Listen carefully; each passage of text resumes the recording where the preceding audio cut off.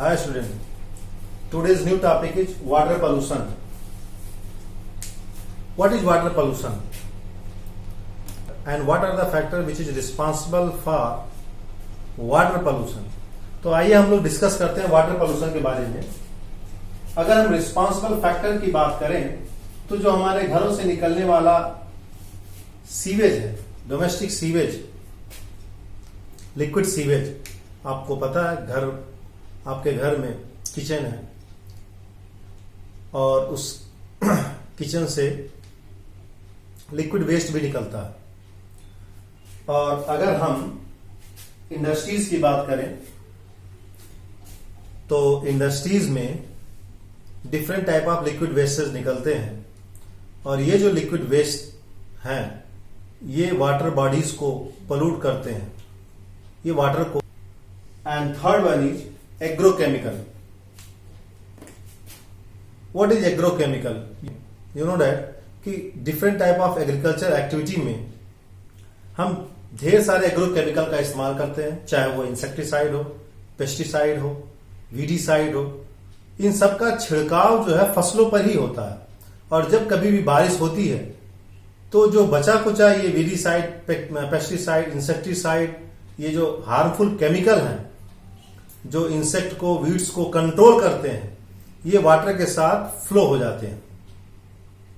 तो हमारा जो टॉपिक है वाटर पोल्यूशन में, सबसे पहले हम यही डिस्कस करने वाले कि डिफरेंट सोर्सेस क्या हैं। आप देखो, आप जिस भी छोटे शहर या बड़े शहर में रह रहे होगे तो उसका एक सीवेज सिस्टम होगा।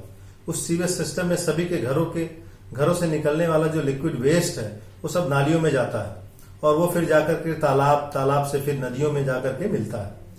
तो कहीं ना कहीं ये जो डोमेस्टिक सीवेज सिस्टम है या इंडस्ट्रियल लिक्विड वेस्टेज है या एग्रोकेमिकल है, ये वाटर की क्वालिटी को डिग्रेड करता है, वाटर को पोल्यूट करता है।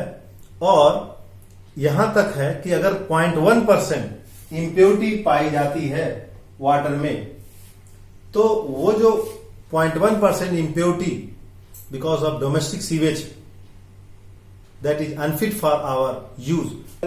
और इसको स्टॉप करने के लिए गवर्नमेंट ऑफ इंडिया ने water prevention and control of pollution act pass किया 1974 में, जिससे कि हम वाटर में जो कंटामिनेशन हो रहा है, जो नाइट्रेट, जो फास्फेट, जो न्यूट्रिएंट, जो टॉक्सिक मेटल, जो ऑर्गेनिक वेस्टेज जो मिक्स हो रहे हैं वाटर में, उसको हम कंट्रोल कर सकें। तो उसके लिए गवर्नमेंट ऑफ इंडिया ने water prevention and control of pollution act 1974 पास किया।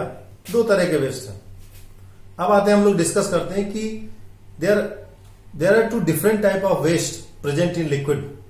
First one is solid. In solid state we can easily remove it. अगर कोई भी इम्प्योरिटी, कोई भी पॉल्यूटेंट जो कि सॉलिड स्टेट में अभी भी लिक्विड वाटर बॉडीज में है तो उसको हम आसानी से रिमूव कर सकते हैं।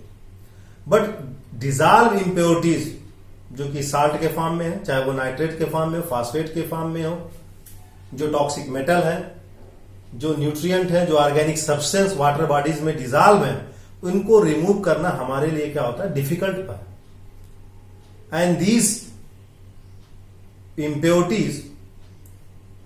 impurities are responsible for BOD, biochemical oxygen demand.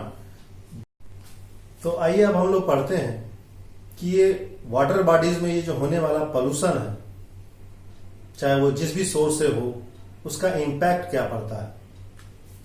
तो सबसे पहले हम लोग आते हैं liquid impurities, as example nitrate, phosphate, organic matter, other nutrient.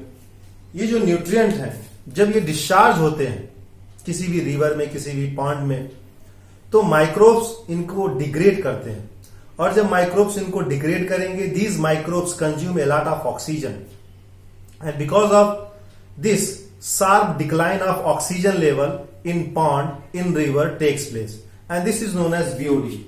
तो माय डियर स्टूडेंट, हम डिस्कस कर रहे हैं बीओडी के बारे में कि एक्चुअली बीओडी है क्या। ये सबसे बड़ा इंपैक्ट है जो कि बॉडीज पे पड़ता है, ये सबसे बड़ा इंपैक्ट है बीओडी, जिसको हम बायोकेमिकल ऑक्सीजन डिमांड बोलते हैं। तो हम लोग सबसे पहले बीओडी के बारे में पढ़ते हैं कि what is BOD, biochemical oxygen demand क्या है। तो अगर हम बात करें तो मैंने अभी आपको बताया कि जो भी न्यूट्रिएंट है, ऑर्गेनिक सब्सटेंस है, जब ये डिस्चार्ज होंगे, ये नाइट्रेट, फास्फेट, जिसको कि बैक्टीरिया कंज्यूम कर सकता है, बैक्टीरिया इनको डिकम्पोज करता है, बैक्टीरिया इनको डिग्रेड करता है, because these are the biodegradable.